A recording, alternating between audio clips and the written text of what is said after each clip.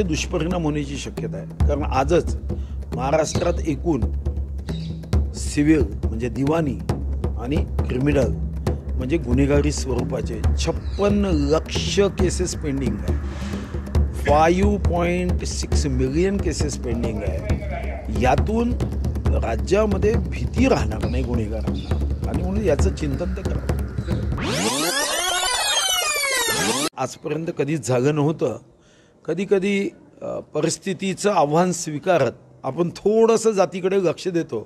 पण भारतीय जनता पार्टीचं नेहमीच हेच तत्व राहिलं आहे की पथका अंतिम लक्ष्य नहीं है, सिंहासन पर चढ़ते जाना, सब समाज को साथ लिए हमको है आगे बढ़ना. आता एखाद्या ठिकाणी तुम्ही म्हणता तसं होऊ शकतं, मी नाकारणार नाही. एखाद्या स्थानिक स्वराज्य संस्थेच्या किंवा एखाद्या तालुक्यामध्ये जिल्ह्यामध्ये आपण म्हणता तसं होण्याची शक्यता नाकारत नाही.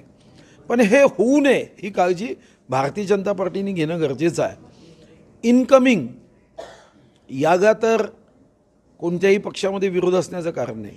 पण हेही खरं आहे की पक्ष म्हणजे शनी शिंगणापूरच्या घरासारखा बिना दरवाजाचाही असता कामा नये, हीच काळजी घेणं गरजेचं आहे. नाही, ही सूचना नाही, ही कार्यकर्त्यांची भावना आहे. पण ज्या पद्धतीने आहे महाराष्ट्रात अनेक ठिकाणी हा भाव आहे की त्या ठिकाणच्या युनिटला जर तुम्ही विश्वासात न घेता प्रवेश करता तेव्हा त्यामधून साधारणतः एक स्वाभाविक प्रतिक्रिया तर येते.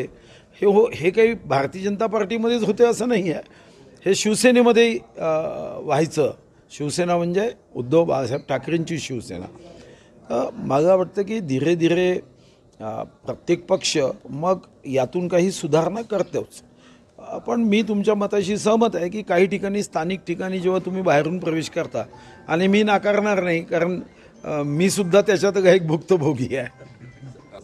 नाही, गुन्हा तर दाखल झालाच पाहिजे. ज्या महाराष्ट्रात आपण छत्रपती शिवाजी महाराजांचा महाराष्ट्र म्हणतो, जय भवानी जय शिवाजी शिवाय आपण आपलं कोणताही सभा कार्यक्रम पूर्ण करत नाही.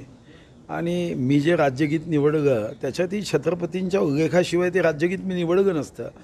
तर अशा ठिकाणी मात्र गृह विभागातल्या माध्यमातून अशा घटना होणं हे तर चिंतन करण्याची आवश्यकता आहे. अशा गुन्ह्यांची संख्या वाढणं हे सुद्धा गंभीर आहे. आणि धीरे धीरे या गोष्टीकडे जर आपण गंभीरतेने घेतलं नाही त्याचे दुष्परिणाम होण्याची शक्यता आहे. कारण आजच महाराष्ट्रात एकूण सिव्हिल म्हणजे दिवाणी आणि क्रिमिनल म्हणजे गुन्हेगारी स्वरूपाचे 56 लाख केसेस पेंडिंग आहे.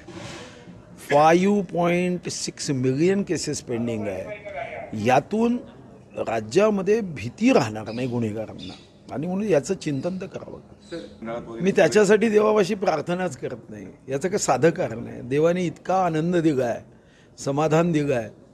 उद्या मंत्रिपदावर जायचं आणि चुकून पुन्हा आपल्या तोंडातून काही निघायचं आणि 4 दिवस तेच TV मध्ये पाहायचं, यापेक्षा जिथं आहे तिथं समाधानी आहे.